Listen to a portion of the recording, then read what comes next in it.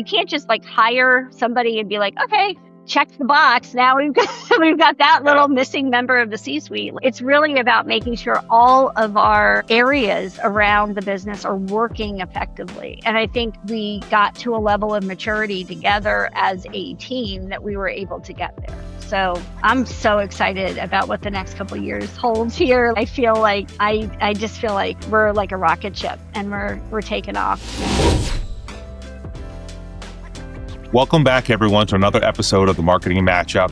I'm your host, Joe Anthony, president of Gregory Agency and a lifer in the world of financial service marketing.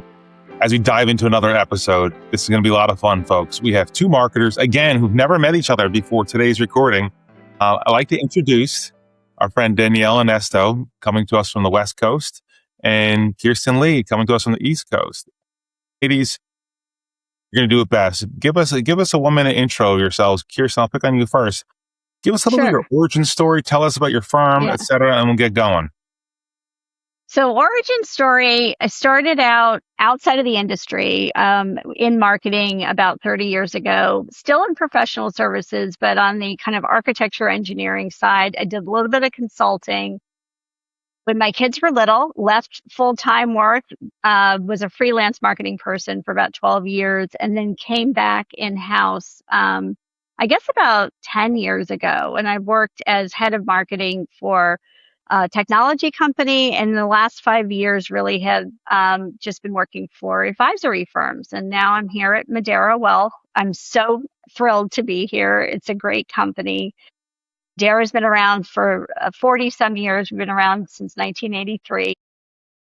We're a, comprehensive wealth management firm. We've got offices up and down the East Coast. We're growing organically, inorganically. We have a great team, and just happy to be here to kind of represent the Modera folks. And excited to meet Danielle. So Joe, thanks for having me today. Yeah, well, we're building bridges here and making connections. And Danielle, tell us a little bit about your background. Hi. Yeah, it's great to meet you too, Kirsten. I'm a huge fan of Modera. I'm the marketing director at Abacus Wealth Partners. I have been here. I just celebrated my 10-year Abiversary. So that's just like, wow. I came to Abacus from outside of the industry and not in professional services. I was an educator. I was an artist. I still am an artist. This is my artwork behind me. And I had my own business selling my artwork and doing freelance kind of marketing stuff, web design. I was sort of like a jack of all trades. And when I came to Abacus, it really gave me a place to grow and really fulfill my potential. So I've been here, like I said, for 10 years, and Abacus has been in the industry for about 20 plus years. We are growing organically. We're committed to remaining 100% employee owned, which is very exciting for us. We have a great and mighty marketing team now that I've been leading for the last 4 years, and excited to talk about all things marketing today. Thank you for having me. Yeah, well, let's get into it. And I always like taking the personal angle first. I love the fact, one of the things, Casey, our show producer, gets together some background from you folks and seeing where you started. And I will tell this, I mean, if you listen to any of my previous seasons episodes, you heard me try to uncover where did you really start in marketing? Because you always wanted to do this. And I love the fact we've got an artist and a teacher really here in this conversation, because I actually think those career trajectories for different reasons are so applicable in today's wealth management marketing world.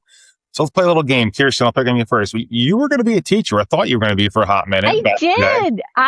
The entire time growing up, I have a heart for teachers. My mom was a teacher. I always wanted to be a teacher. So Danielle, I'm so thrilled to hear that that's kind of the path that you've taken here.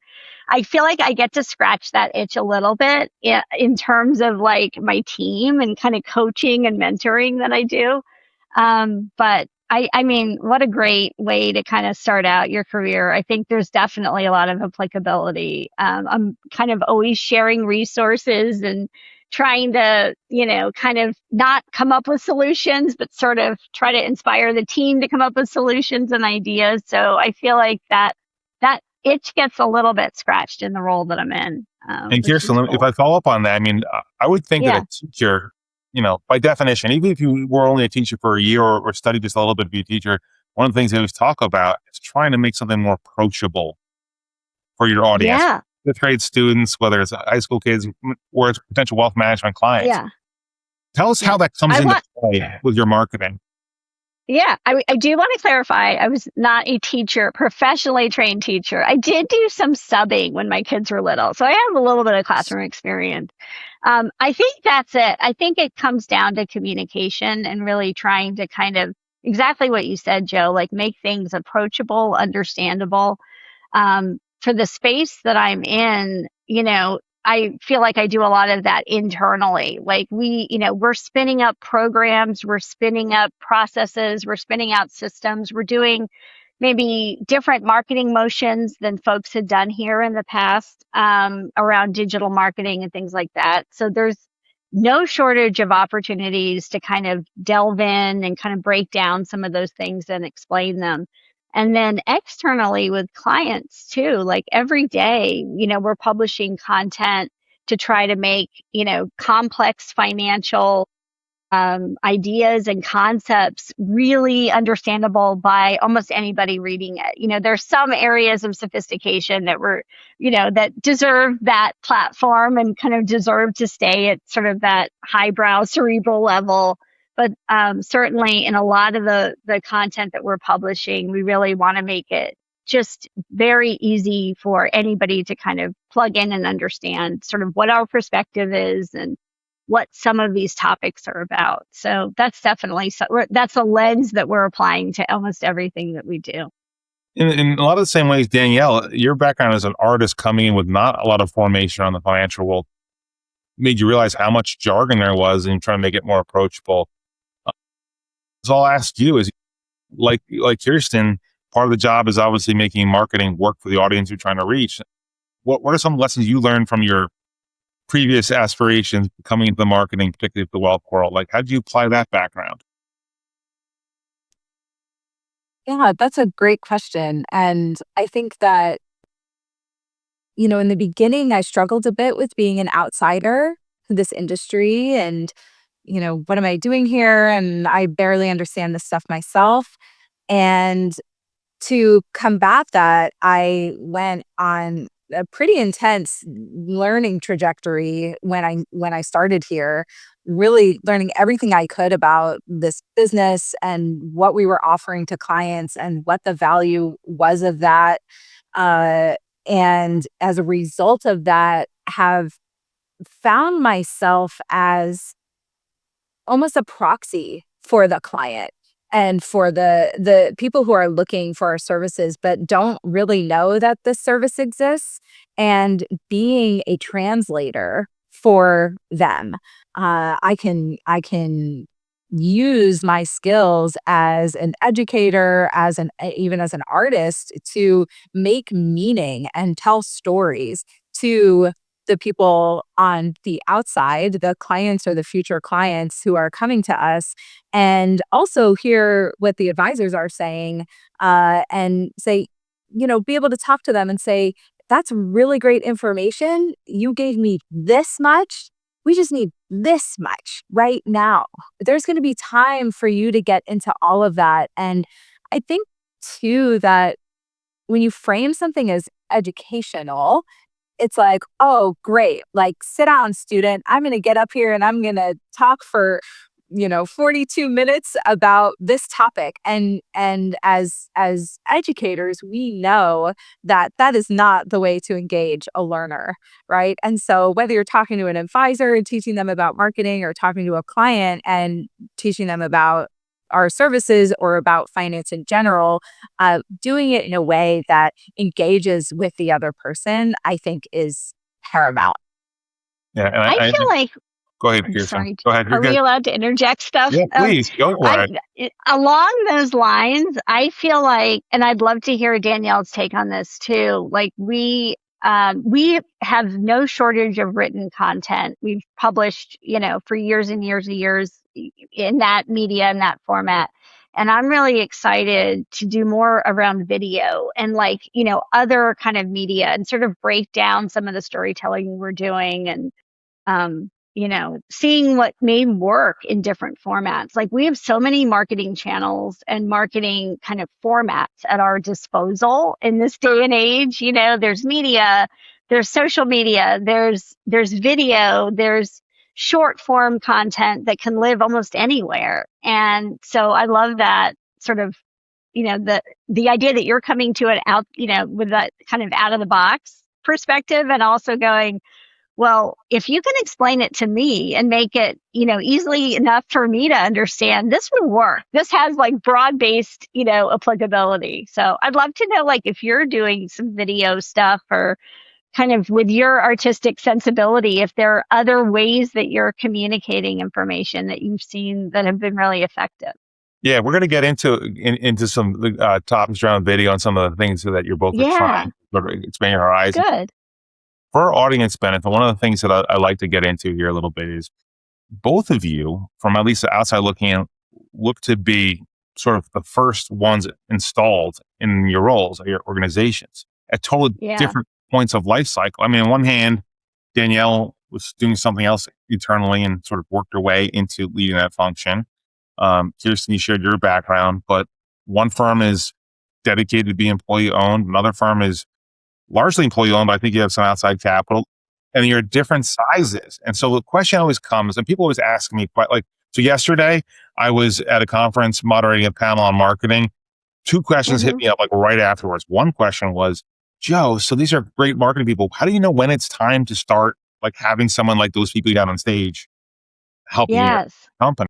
And so I'd love to explore with you the starting point. Let's build it up a little bit. How did your firms come to want to have you run the show in terms of not just you specifically, but hey, it's time to level up our marketing? What were some of those catalysts? Danielle, I'll let you go first here since you've been on your team longer, and I know it's an evolution process. Tell us what you think the instigation moment is, and how is the role of the head of marketing defined today for you? And then Kirsten, I'd love to hear your opinion on the same thing.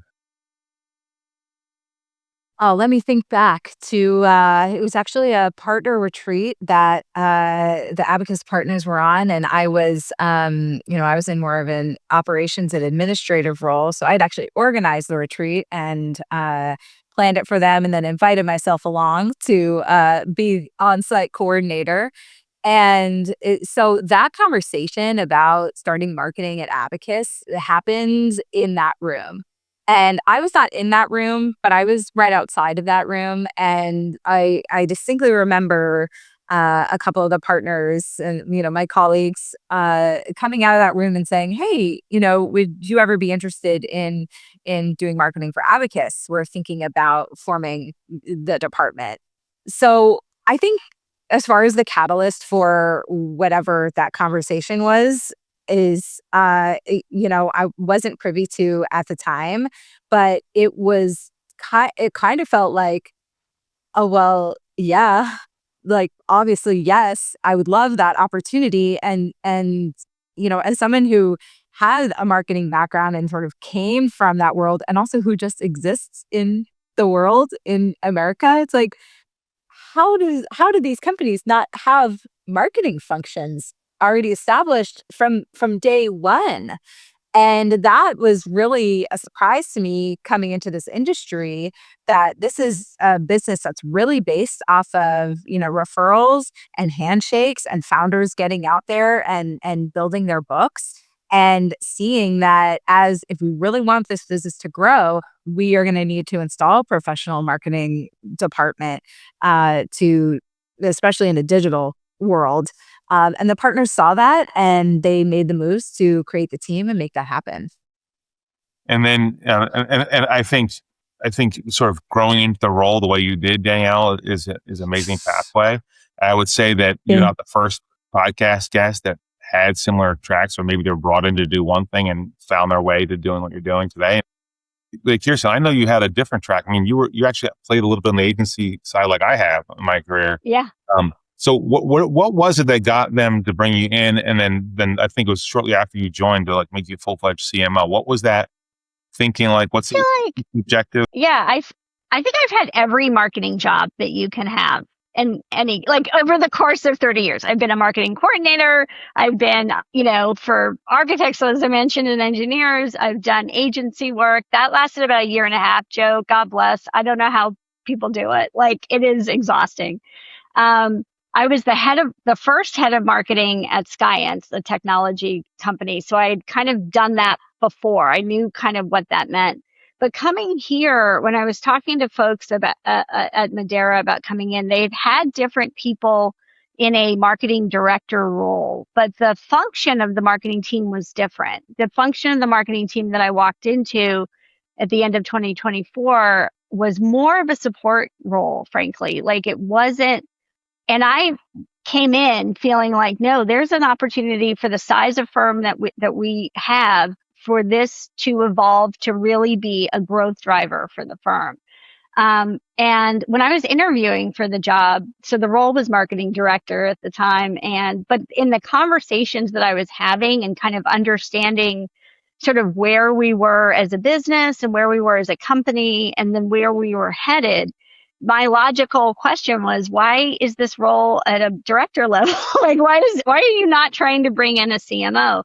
And the answer at the time was, we're not ready for that. And I so appreciate the honesty and the candor of that, because that sort of, as a consultant, with my consultant hat on looking at it, I was like, okay, so they've invested in other areas to date, and they're not quite ready to kind of put the sort of investment and also emphasis and energy behind this, but they recognize that they are going to need it. So what that gave me permission to do when I came in was to kind of act like a CMO. And really, I spent the first couple of months really understanding the marketing team and our organization. And it gave me an opportunity to kind of clear out the clutter. Like, I don't know, Danielle, you've been in your role for 10 years. What I saw with my team was we had inherited some duties and functions and tasks that didn't belong with us, that belonged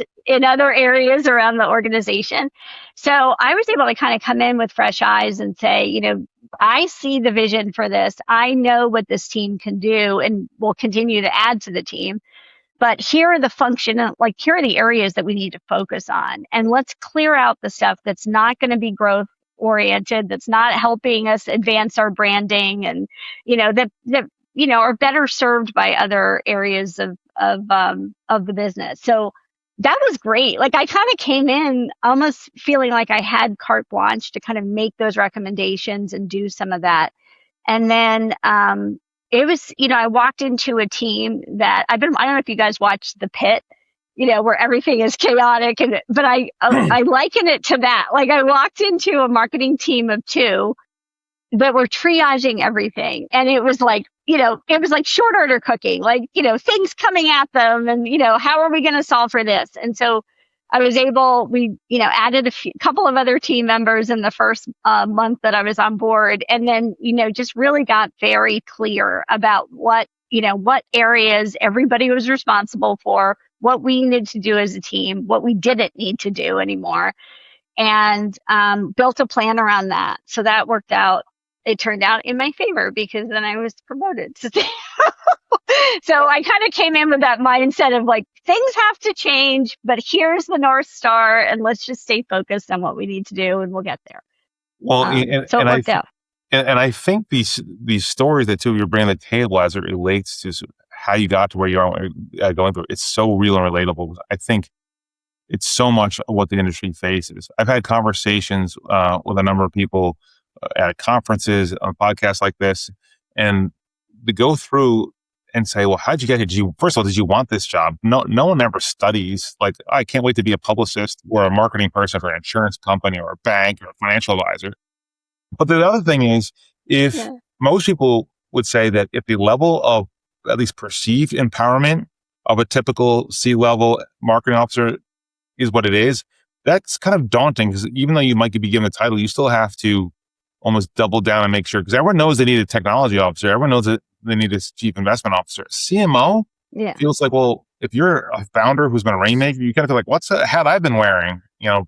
Thinking Yeah. because most of the new business Well, leaders that's the thing. You have to have all of the areas of the business. It's not just about what the marketing organization is doing. You have to have other areas of the business have to be ready and mature enough to work effectively with that sort of evolved marketing team. So what I saw and what we were able to do last year as kind of a building year is really get systematic across a number of areas of our business, and those were amazing. And then I was able to kind of build things up on the marketing side. So now we're able to work effectively together. But you have to have just from the top down the investment, and we recognize that this is important. We recognize these functions are important. We recognize that we're ready to kind of take things to the next level. And it's one thing, you can't just like hire somebody and be like, okay,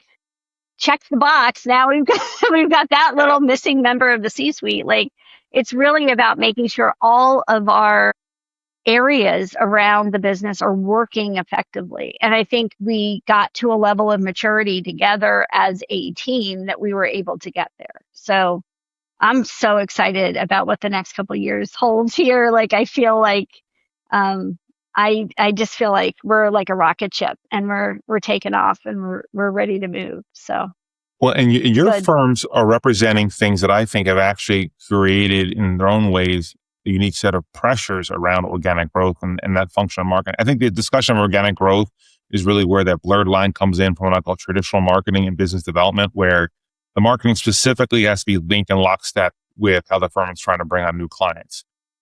Now, it's interesting because I always say this is always perspective. I've heard people say, because my firm has decided that we want to remain a perpetual independent firm, there's so much pressure on organic growth because we're not going to grow it. Or someone said, hey, my firm just took outside capital. I feel like the heat's under my collar to produce more growth because we have these outside investors. Or I've also heard saying, even if they're PE backed or not, we've done a couple of deals. I need to make sure we're justifying the investment in these deals. And so each different flavor comes back to the marketing person, the growth officer, whoever it is, facing a sense of the stakes are higher, the pressure is higher. How do I ratchet it up? So let's go here. I know both of your firms are two different directions in terms of how you're backing, how you're operating, but where do you prioritize today, knowing that organic growth is under such pressure? Danielle, I'm curious to see what you will say this, but how are you prioritizing of all the different things? Where are you trying to lead with in your marketing in terms of that growth button? Great question. And I love the setup here is perfect. It's like, so did we script this? We didn't, but it feels like everything you were saying, Kirsten, I just want to say I couldn't agree more. And I think the validation for the marketing function, whatever the titles may be, definitely representation on at the leadership level, which contributes to the overall strategy. And you said something about it being sort of like advisor driven or founder driven growth versus firm driven or even just more strategic, higher level marketing.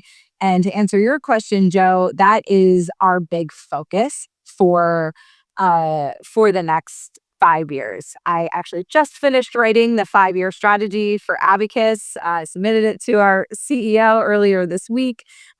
We had a strategy in place from when the marketing department was formed, and it was phenomenal. And it brought us up to where we are now.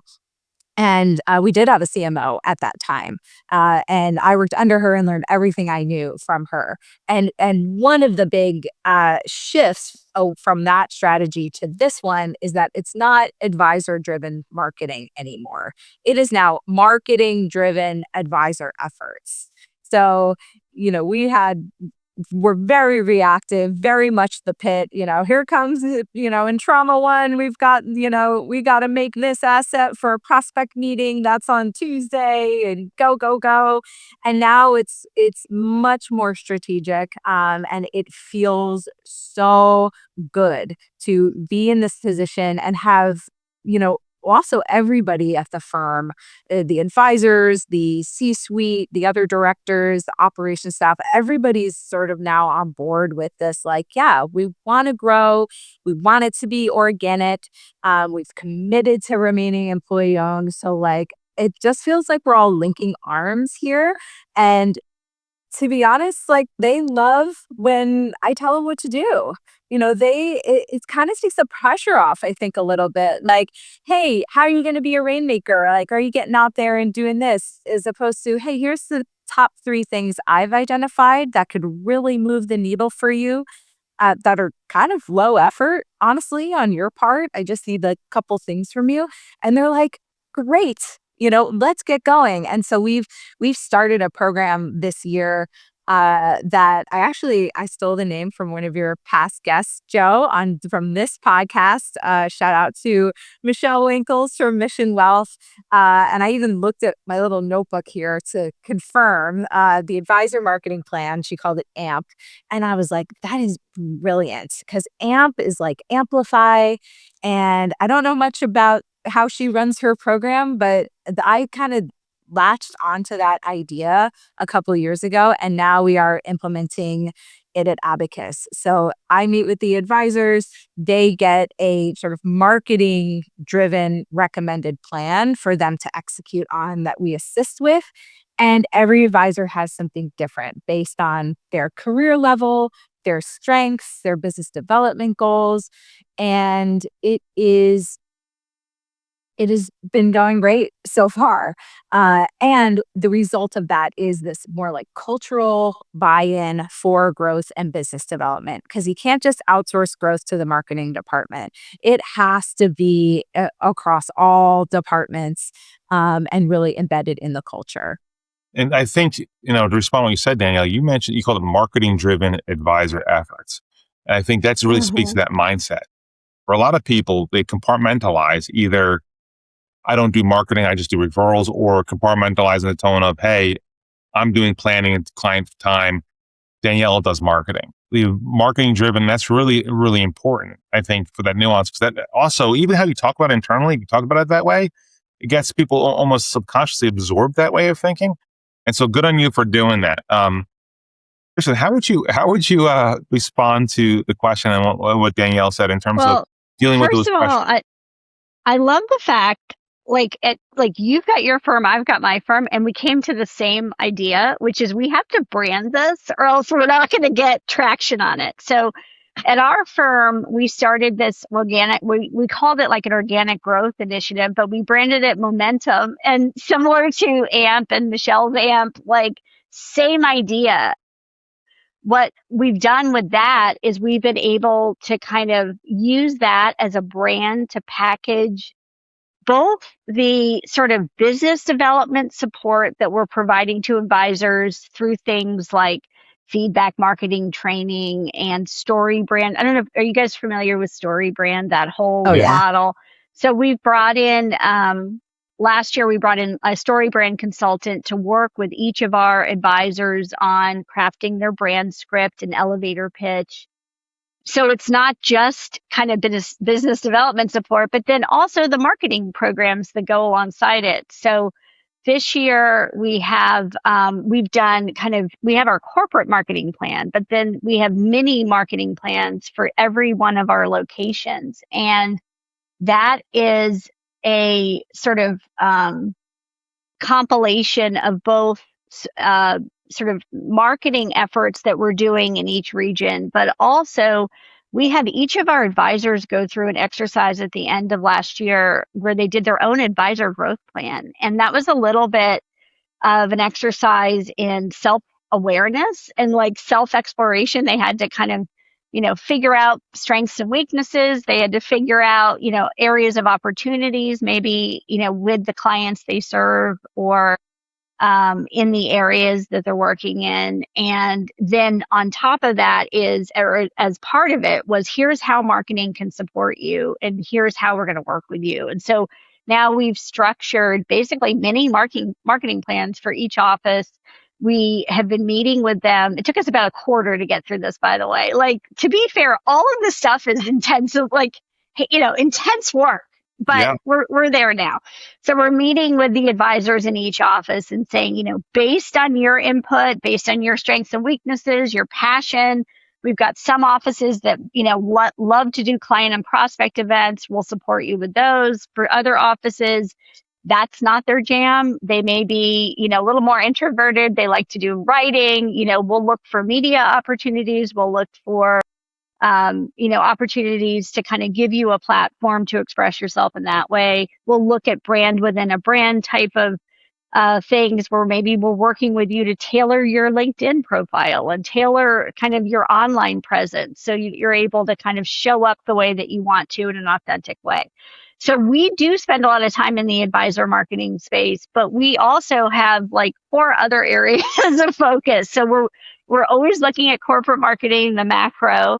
We're looking at PR and branding. We're, managing communications, both with clients centrally, but also internally. So we're responsible for internal comms across the business. Content marketing is huge for us. We publish at least 5 or 6 articles a month that are new, that are homegrown. Like, we don't take content from external sources and white label it. Not that there's anything wrong with that. There's absolutely, for firms that need to do that, to publish on a regular basis, there is no judgment. But I do love the fact that we're able to produce some of that thought leadership, or all of that thought leadership ourselves. We do webinars. So we're still doing like kind of the big scale stuff. And some of the things like the webinars are client prospect. We launched this brand called Live Well with Modera, and it's a webinar series that is all about, topics beyond the financial plan that impact our clients. So we did one, this is going to sound silly, but really well received, on decluttering. We brought in an outside organization expert. It was like one of our most popular webinars, I think. We're doing one on brain health. So these are, topics that are important to our clients, but not something that an advisor is talking to them about, but just kind of create those opportunities for engaging with them. And then digital marketing, 100% centrally managed, like that. Those are, those campaigns and that activity we're managing as a central marketing team. So that balance, we haven't achieved it. It's, it may be heavier weighted right now on the advisor marketing side as we're rolling out this program. But I can see, like, my vision over time is to kind of lessen the pressure on advisors to drive referrals if we can. I think we never want to lose that muscle, because part of our belief system is that referrals come from really healthy, good client relationships and wonderful client experiences. And so just as a firm, our perspective is we don't want advisors to ever, we don't want to take that kind of business development pressure off of them, because that actually helps them feel like they need to engage. Yeah, totally. And you know what I mean? Yeah. And I think it goes what you're talking about. So first of all, you gave us a lot to unpack. There's a lot of things I want to react to. I know. I'm sorry. As a firm, you guys should. Do you have a hook or something? But as a firm, you have 18 billion in assets. Almost. Almost 18 where's billion. Where's my compliance sheet? 17.5 officially. Right. Yeah. But of notable size, and you start thinking about what it's thrown onto the marketing pile as you have more and more to account for. And also, you should have some more marketing leverage because there should be more resources behind it. But also, you start thinking about the brand up here, the office-specific needs, the advisor-specific needs. And so there's a lot there. I have to jump in, though, and say, in spirit what Danielle did before name dropping a past guest, there's something here that I should bring up. Another past guest, Mindy Mackey, talked about the story brand piece. And I really believe, directionally, I have not done a workshop with my team with the story brand, but I know about it. And I do think as advisors or firms providing advice, being able to connect to the individual stories of the customers is a huge deal. Mindy also has something in common with Danielle, because both of you have backgrounds as bartenders before you do the job. And I also think bartenders are awesome at getting people to open up, and they don't even realize it.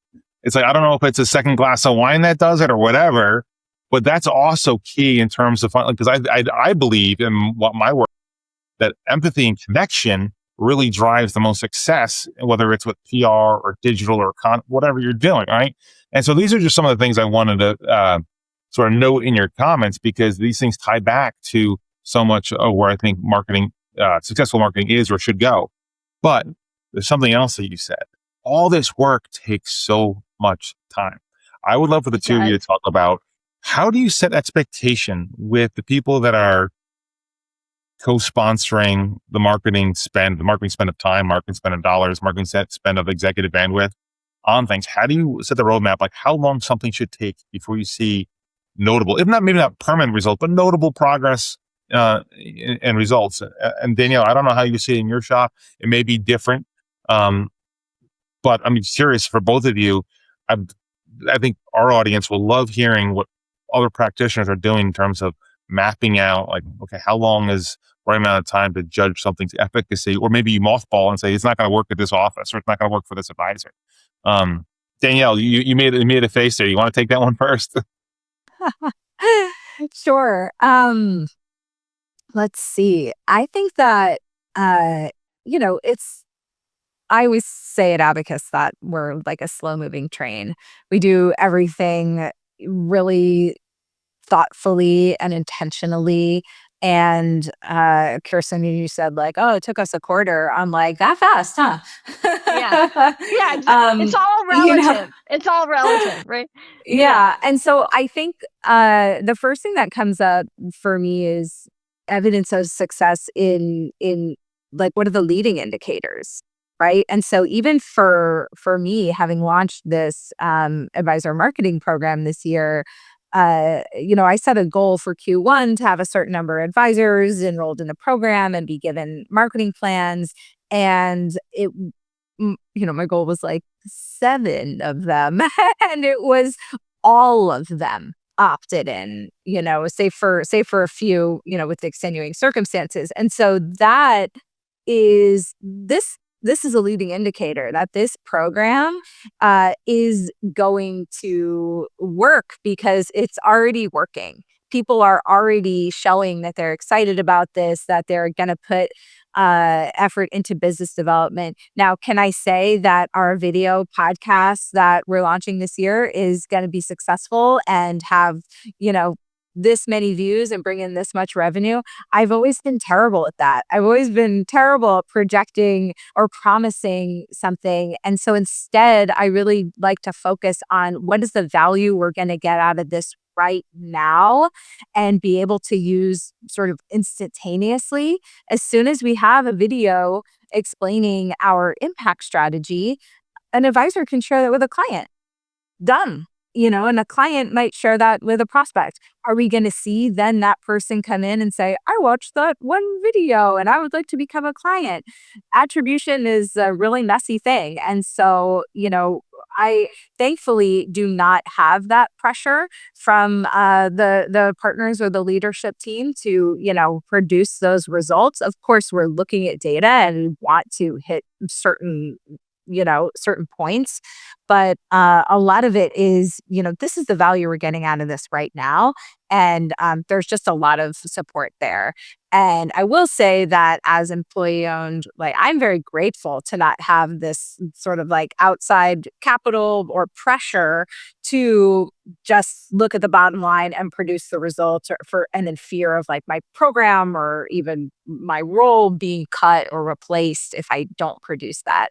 So I feel like, just extremely lucky, for lack of a better word, to be in the position I'm in and be able to be supported by our CEO is very much like, you need to try it. You need to experiment. You need to be more creative. If you're not failing, then you're not pushing enough. And so I spent a lot of my career struggling with perfectionism and wanting everything to be, just really like I need to nail it, right? And now it's a little bit more like, okay, we're going to try this AMP program and, you know, big in fueling the content engine. That is huge for us and getting, the advisors more visible digitally. Right now they're kind of there, but not really.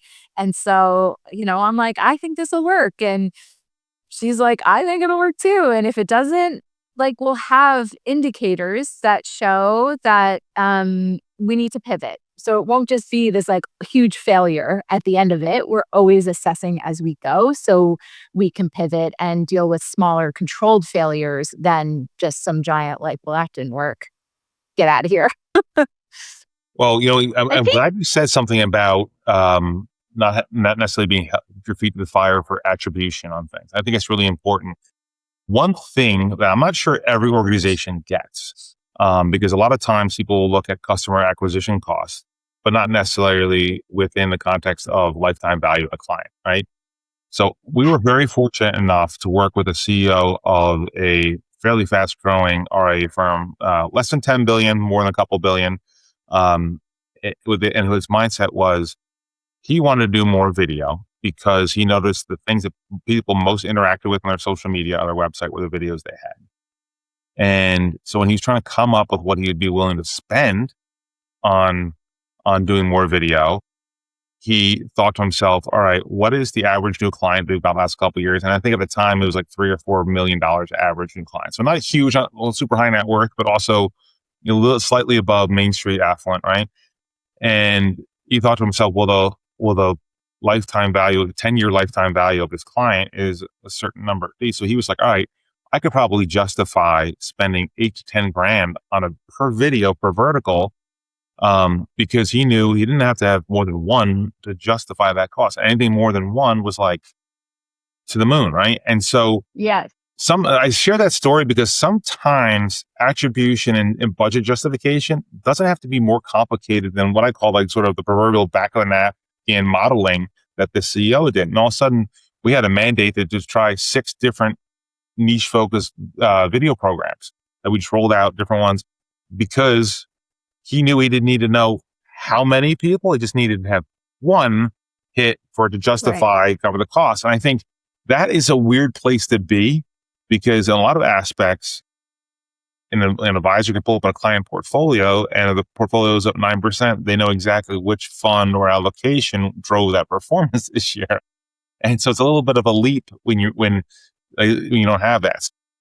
I will shut up and let Kirsten, your turn. So how do you deal with both the question of sort of setting the expectations for time, but also thinking about how to sort of prove your worth of the attribution and so forth? Yeah.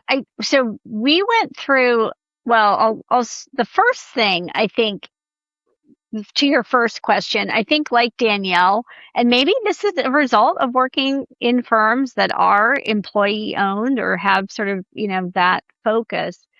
I also have been given a lot of grace in terms of people really being, cheerleaders for what we're doing, and more cheerleading than critics, in terms of what we're trying to build.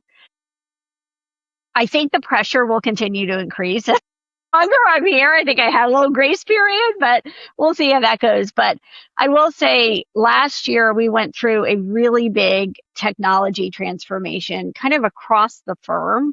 And part of that was within our marketing team. And so we had data on different activities, but everything was siloed. It was not easy to be able to kind of pull it together to analyze in any kind of effective way. Now we're all, everyone's, a lot of firms, we're on HubSpot. So we've got our advertising that we're doing, we've got our social media, and we've got our content marketing all in one place. So now it's much easier for me to report out. And we're hoping over the next couple of weeks, we will be doing a full integration with Salesforce. These things always take longer than you think that they will. But from there, we'll really be able to kind of trace the life cycle of our leads from inception all the way through to revenue generation. And I think that'll make my story a lot easier. So one thing that we've been doing in this interim period, like you, Danielle, is really focusing on the metrics around activity. So just making sure for the plans that we have in place for the work that we're doing, whether it's on the marketing side or supporting advisors as they're building business, like just tracking those activities and making sure we're kind of all doing the right motion, with the theory that if we are all rowing in the same direction, we should be seeing that output. And it's, we're getting good data that we're on the right track. But I think we're less hung up on I'm less hung up on attribution in terms of like marketing needs credit for this, but more interested, like what's so fascinating to me and like everything that I'm seeing and reading is, that, prospects now may need to have like 12 to 15 touch points with a firm. I think that's kind of the thought process before they even are ready to engage. So for me, it's less about attribution and more about really understanding how prospects are coming to us, where they're coming from. Like we're seeing leads coming in through large language models and ChatGPT, figuring out ways to kind of optimize different things. So as long as we're staying focused on the right, actions and activity to support some of that, I feel like we're going to, 6 months from now, we will have a whole treasure trove of data to show that that's working well. But for a while, we were kind of flying blind. And frankly, I was just going on like 30 years of marketing experience to feel like it was like piloting a plane, without the instruments. But I think we're good. But so for me, the pressure is, let me pounce on something. You yeah, said first, pounce on it. LLMs. This is like, Yeah, yes. so I could tell you a lot of what was discussed the last couple of days of the conference I was at was around AI. And then, of course, the intersection of AI with marketing came up as well. And one of the things that we're hearing more and more just across our client base of the firms we work with is that more and more people are having accidental, not on purpose, lead flow from ChatGPT, Gemini, Copilot, Perplexity, you name it, right? They're doing those things. Because of that, last fall, we launched the Gregory Influence Engine to have a tool to help our clients wrangle all that. But separately from that, you think about that point, what's happening, I believe, and I'd love to get to your take on this, is that when you talk about them touching 12 to 15 touches before they actually talk to an advisor, I think that was in your notes, Kirsten. Yeah. The other part of it is that they're using AI to validate like the actual answer, not just a recommendation, right? Because people are saying, well, ChatGPT said to cook chicken to 165 degrees internal temperature, and that's what they're going to do, even though they've always cooked it to 170, and they're going to, whatever that is, that's what they're going to do, right? And so I think about it, it's like, what are you looking at there and seeing, and have you started implementing any of your own ideas or recommendations in terms of how you're changing what you're doing in your marketing to show up better? So if that's one or more of the touches they're using, what are your teams doing with ChatGPT and the other LLMs? Do you want me to start or Danielle? Whoever, go for it. So I feel like this is an area that I cannot consume enough information about. So we had some cleanup to do, frankly, on the SEO side. We had some SEO projects that had kind of hit the back burner before I came on board. And we've resuscitated some of those because sometimes SEO hygiene also can have a positive impact on AEO or GEO. That's one of the reasons that I'm kind of passionate about kind of working with our advisors on sort of brand within a brand activities. I feel like I think we have somewhere around on the order of 80 advisors. And for a long time, they, we had some restrictions in place around what they could do with social media. And so to my mind, that's like 80 unused marketing channels that we could kind of turn on, because everything that I'm reading about AI is they are using LinkedIn, for example, as like a primary source for sourcing things. So we're looking at little tactics like that. Like, where can we kind of optimize things that we're doing now, do them a little bit better, maybe have broader exposure. I view PR as really important for us, like for credibility marketing. I would love to get into advisor reviews. I think that's going to be important. We're not there yet. But maybe in a year, we kind of evolve to incorporating some kind of, compliant review system into our process as a way to, you know, basically validate, advisors, but also collect some really good client stories about what it is that clients appreciate about us. So all those signals that are sort of important to kind of clean up and promote so that these large language models can actually find you are important. I mean, we're looking at things like our website architecture and, how do we make that a little more bot friendly? Are there ways just within the content that we are publishing to make sure that's AI friendly? So it's top of mind all of the time, and is, to me, a little bit more interesting than like SEO, frankly. Like, I just think it's really interesting, like the amount of stuff that we go to these platforms to learn about. Like, I just went to Tuscany a couple weeks ago, and like we basically planned our itinerary with ChatGPT. Like, Nice. I sort of input the towns I wanted to hit, and they came back with like, day one, you're doing this, and I was like, this sounds great. This is what we're doing.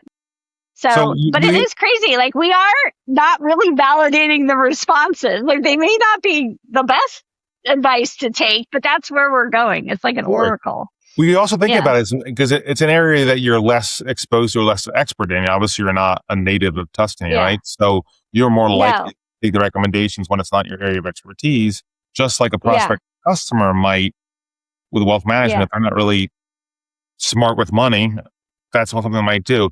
So I want to say something. I want to pull on one of the things you said, and get Danielle's reaction here too. So you talk about the bots and bot friendly. One of the things, by the time this episode airs, we will have released our study and survey. All we did, we studied the CNBC top 100 RIA firms, the last list they published, and we just went through and studied, frankly, for the lack of differentiation on the language, scored them all, created a rubric, whatever.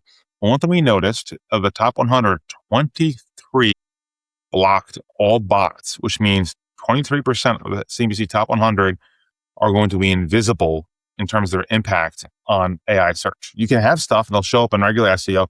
They are not going to show up in the way that a firm that's bot friendly would, which maybe it's because they're worried for security reasons they don't want bots on there. Maybe they just haven't updated it to get their sites regulated for it. But I look at that in an age where discovery is happening because of AI.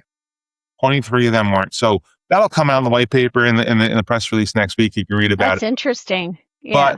But one of the things I want to get Danielle's thoughts on is because I imagine obviously there's a lot to the AI story, and obviously how they're showing up in AI search. What is Abacus doing to confront this sort of new world order and how people are finding firms like yours? Yeah, so we got really lucky. Well, maybe it wasn't luck actually, because we had a great SEO strategy and implementation plan years ago. Part of that like first act of laying the foundation for marketing at Abacus, and that was something that I led and took on, worked with an amazing consultant, also a B Corp. It was just so cool. And they trained us. So they didn't just do it for us. They trained our internal team on how to think about SEO, how to like go in and make quick changes. And so one of the things that they set us up for really well was answering questions. They were like, everyone's optimizing for keywords and you're definitely going to do that. But we find that one of the best things you can do is people are starting to type actual questions into Google now. And so start putting that in your blog content. and start putting that on your landing pages and start putting that in your meta. And so when AI and LLMs came on the scene, whether it was ChatGPT or whether it was Google's AI overview, we were being recommended, like one of the most early indicators that I'd seen in any firm. And I was like, oh, we're actually getting people from ChatGPT. This is kind of crazy. And we even had asked a prospect to send us their prompt that they used, and we put it into AI and reverse engineered it and to see why we were recommended. And, so fast forward, obviously, as all firms, it has really driven our strategic plan. It's taken a huge part of it. We've always kind of been like, yeah, we want to do testimonials, we want to do Google reviews. And now it's like, we are doing that this year because third-party social proof is part of the like trifecta of how you get recommended on AI. That was the one that we were really kind of missing. And so really just reverse engineering and looking at ways and also, like Kirsten said, constantly learning about what the updates are so that we can stay at the forefront of it. But I still think that, SEO is really important still. It informs how these crawlers find you. And it's not, at the end of the day, yeah, is your website going to talk to a bot or is it going to talk to a human? Because the human is still, even if they're getting recommended Abacus and ChatGPT, they're still going to go to our website. And that website needs to be optimized for a human as well. And so I think I just want everybody in this room and in this industry to be really conscious of, more and more I'm going to other websites for whatever it is and being like, oh, this is a terrible customer experience. This is like, doesn't feel optimized for me at all. And, like you were saying, Joe, some of these they're not even going to capture the bots at all. So it's like, you really do have to find a balance with this AI stuff. Well, You know what's weird? Wait, can I just say one thing about on this track? I don't want to interrupt you, Joe, but I was having a conversation with somebody who is having more advanced, maybe AI conversations because she's in kind of that private equity space.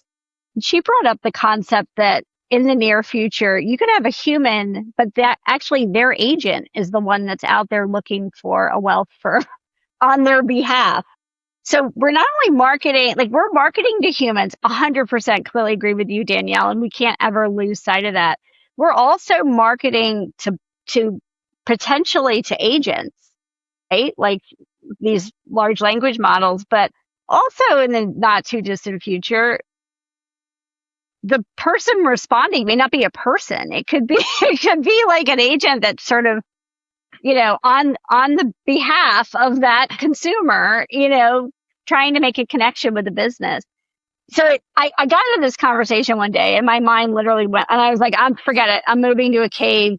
Like, bring back billboards. I can't do this anymore. Totally. And I would just say that, like, I mean, I have a complicated situationship with AI at the moment and find that I was an early adopter.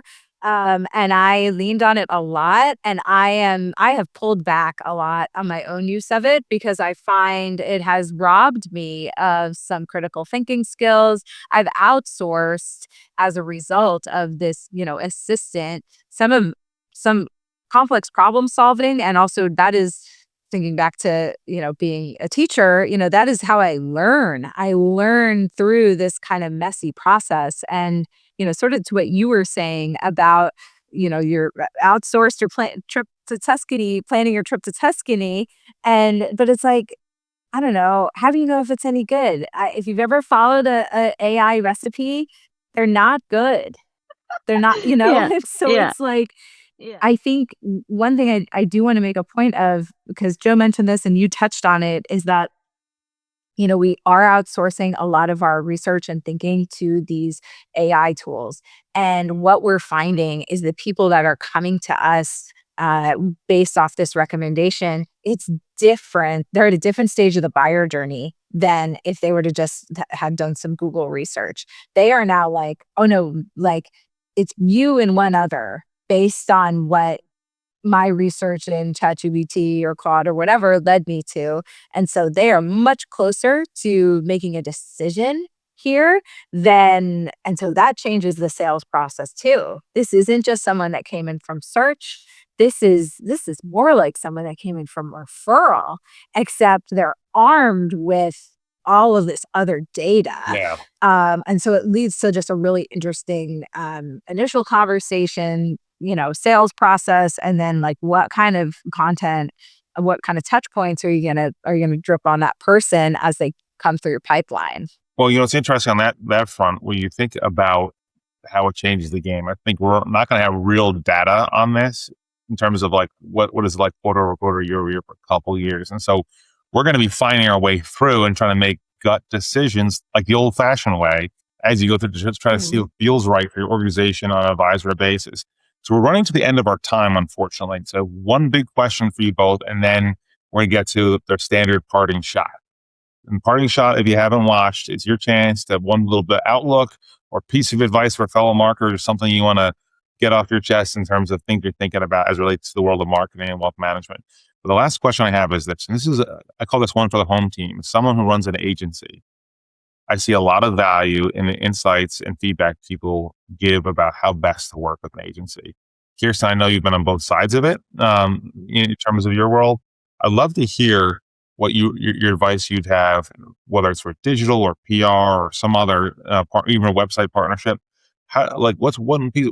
Let's focus on one good piece of advice in terms of how can you best work with an agency and make sure that relationship fits you in as you're trying to lead the marketing role. And Kirsten, I'll pick on you first here.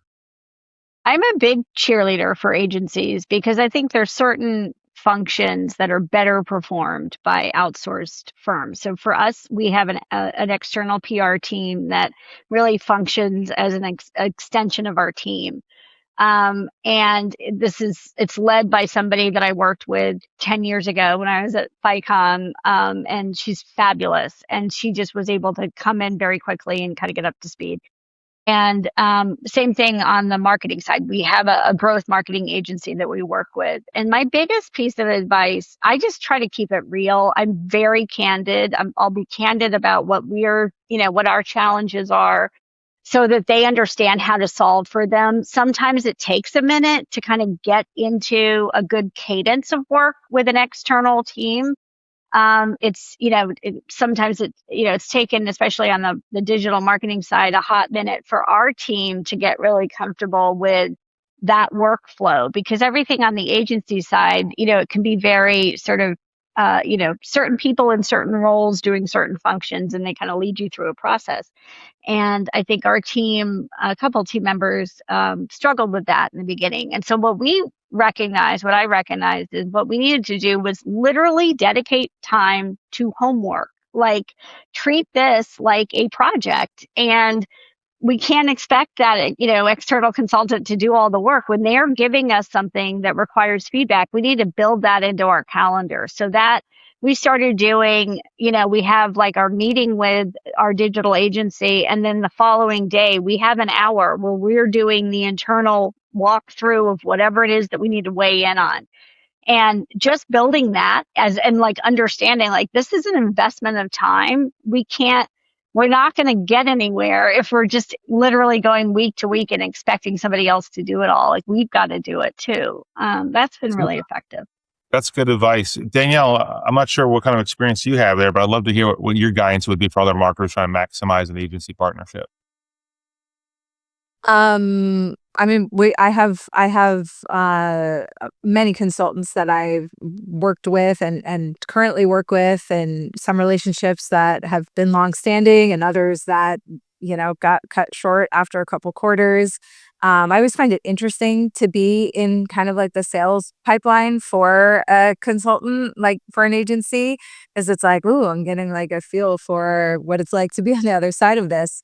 And I think my advice for agencies and my advice for industry marketers like me would be different. My advice for agencies would be, please don't be a yes man. Please don't yes me to death. That's what my AI tool does. I'm like, I'm definitely not the smartest person in this room. And I really want your strategic thought collaboration here. I'm hiring you or interviewing you because you're the expert. And I really want you to push back and challenge my thinking and offer a new perspective when there is one. I get wary of people who agree with me too much because it's like, wait a second. That doesn't seem right. And I think for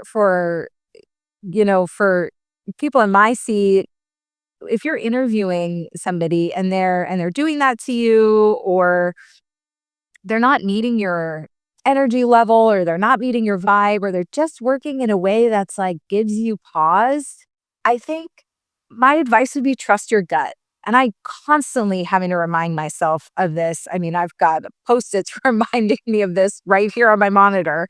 And it's like there's just something a little off here. And this is going to be a person I'm going to have to collaborate with quite a lot. As much as they're saying they're going to do everything for me and I'm not going to get all this time back, that's not usually the case. It usually takes a lot of time and energy to manage these relationships. So it better be somebody that you really enjoy working with, who gets you, gets your personality, is going to meet you at your pace, not push you. My consultants are always like, people are trying to say, oh, we're going to turn this around for you by Friday, end of day. I'm like, it's Thursday morning. I'm not going to do anything with it tomorrow. Like, how about we just talk about what timeline works for us and you meet me there. And my favorite consultants are the ones who are, just like values aligned and, can meet me where I'm at and are not going to push extra things on me when that's not what I need. All right. So. Well, that's good advice for anyone listening in terms of maximizing that. So now's our time for our parting shot. This is your chance for a brief word of wisdom or outlook or idea you want to share, anything related to the world of marketing and wealth management. The floor is yours. And Danielle, I'll go back to you first for this one. Oh, no.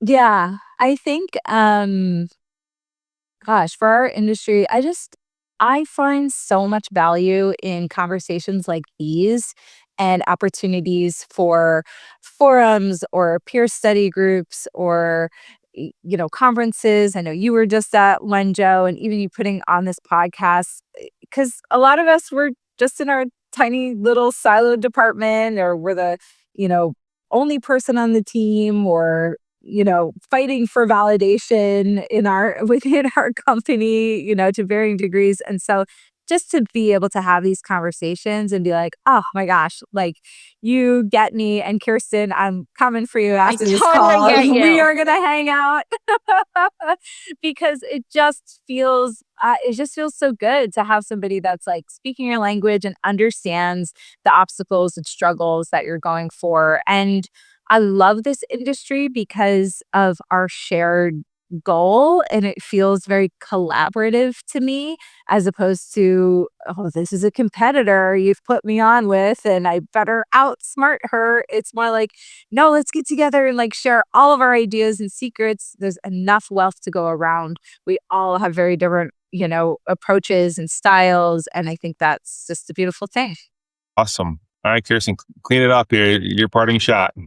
Oh my gosh, Joe, that's so much pressure. I think to me, in working with financial advisors, and actually, Danielle, even what you're saying too, like on the marketing side, like there's no shortage of strategies and tactics that any of us can use. But I always caution advisors, like the only thing that's going to be successful is what you enjoy doing, and like what you enjoy doing as a habitual process, or as a habit, or something that you can actually work into your day that makes sense. Anytime I sit down with an advisor to talk about marketing, people always are looking for a silver bullet, or can you tell me what somebody's doing in some other office that I could, and chances are what they're doing is working for them and it's great. And I'm happy to share a best practice and I'm happy to share that. But really what's going to work for you is based on what you're passionate about and what you care about and what your clients care about. So I think there's no one size fits all. I think we try to put as much structure as we can around some of these activities, but I think it really comes down to really understanding who you are and having some sort of self-awareness around like who you are, what your motivation is, what drives you, what your client pain points are, getting back to our friends at StoryBrand, and how you can help them. And that's really that's it. You got to know yourself. Yep. Well, listen, your energy, your insights, enthusiasm, two of you are great role models for other marketers in the industry. I love it. Thank you so much for taking time to share yourselves and your opinions and points of view here with the audience. Well, this was so fun. This was really fun, Joe. I regret avoiding your emails for a while. Well, on that note, that's a parting shot. This concludes a lovely episode with Kirsten Ly and Modera and Danielle Onesto of Abacus. Thank you both for joining the podcast, and we'll continue the conversation. Thanks for listening to Marketing Matchup, a production of Gregory. If you like what you heard, please listen and subscribe wherever you get your podcasts.